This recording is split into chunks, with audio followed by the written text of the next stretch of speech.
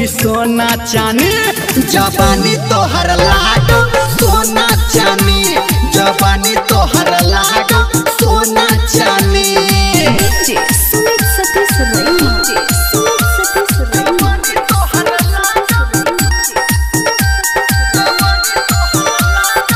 माँ Gayatri recording studio.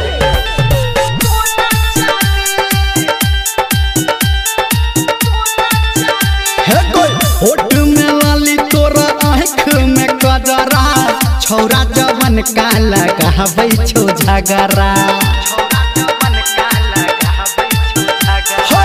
होठ में लाली तोरा आँख में कजरा छौरा जवन काला कहबै छौ झगरा सोना चानी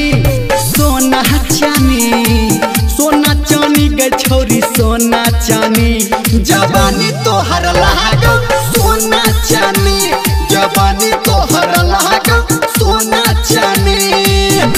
सुमित सतीश रैना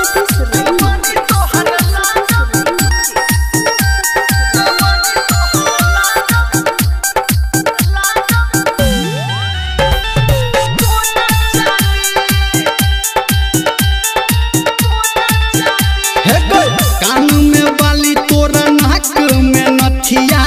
छौड़ा निरमलिया के महनेल बतिया कान में बाली तोरा नाक में नथिया